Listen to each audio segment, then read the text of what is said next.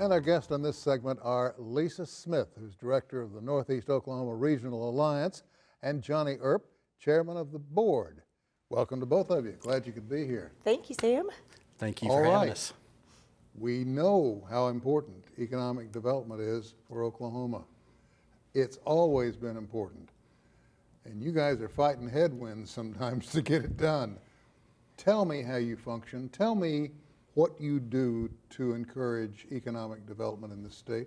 Sure. Well, for starters, NORA stands for Northeast Oklahoma Regional Alliance, and we are a 14-county regional alliance that we work to collaborate across borders for Northeast Oklahoma to really, assist our rural communities with economic development, because it's very, very different, and there's a lot of challenges in rural areas to maintain healthy economies and to thrive and grow.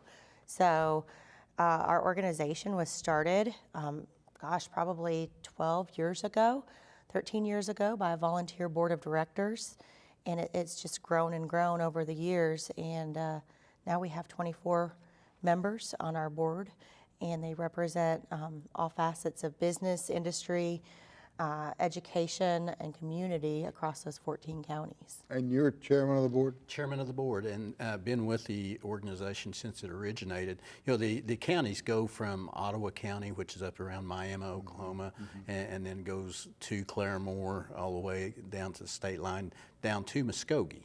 So it's a wide range, and we represent over 600,000 people by coming together. The collaboration, we pulled together utilities, we pulled together education, tribal government, cities, industry, and started saying, hey, if we're going to sell Northeast Oklahoma, we've got to do it together, and put our best foot. When we compete for industry, we're competing against New York's and LA's, and so that's tough competition, and small communities can't take that competition.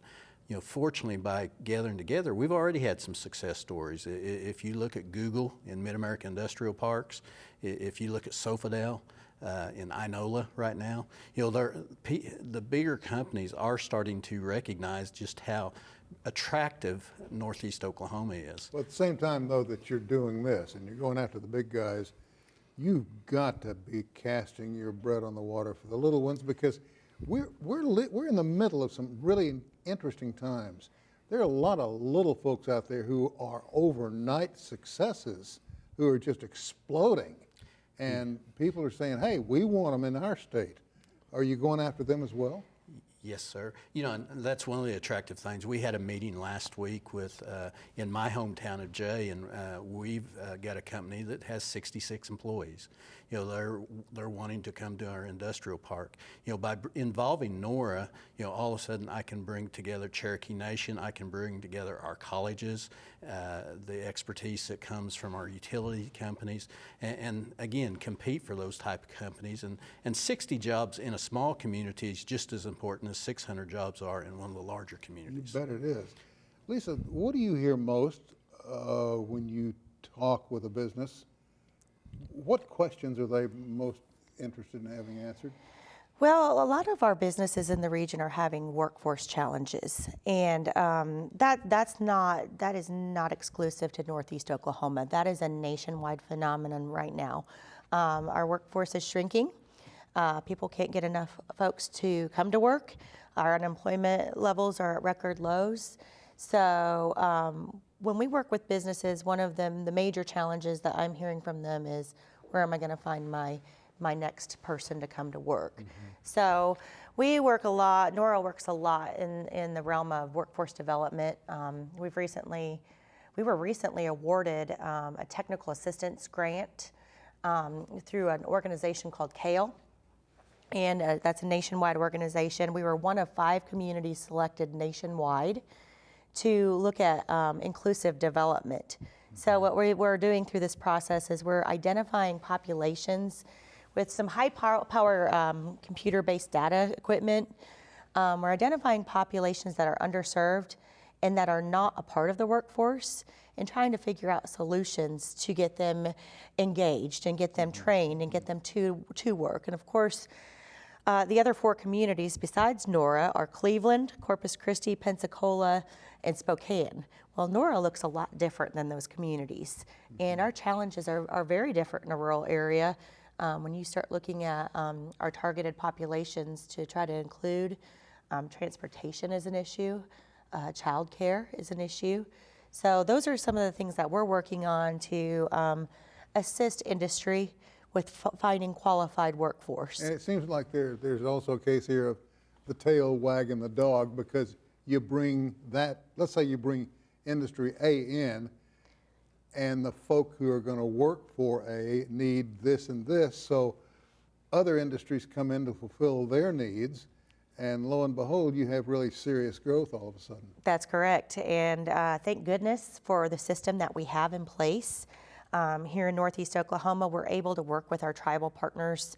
We're able to work with our career tech system, our higher education institutions, and our workforce boards to really create like seamless training opportunities. So we've got a lot of that going on in the area where we're pipelining students in, even incumbent workers, the ability to get them retrained or refocused to meet that industry need. So it's a fantastic system, and it works really well for us. I remember 7 years ago, maybe 8 years ago, there was a call for framers, folk who could come in and frame a house that was being built. They couldn't find enough frame workers. And then all of a sudden I heard shortly after that, we need more plumbers, to join the workforce.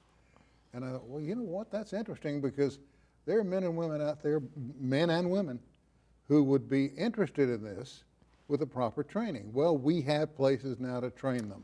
So you see a need generated, an education base to get them involved. They came to work, and now it's going to happen again, isn't it? Yes, it is, and that's the beauty of working collaboratively.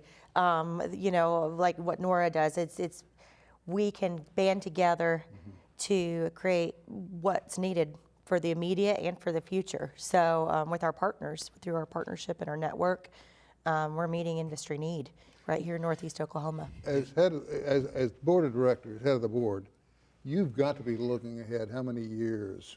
Oh, you want to look 15 to 20 years down the road.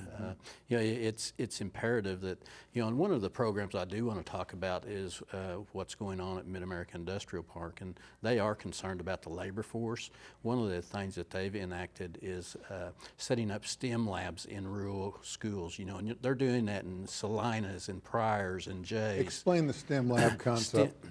STEM Lab's looking at a whole new technology. It's a lot of the IT product that most of our schools can't afford. And if we can't afford it and we don't have that technology available for them, how do we expect them to be able to be future employees? And so the industry, Google, several other companies is providing the funding, and they go out and put these STEM labs inside the schools.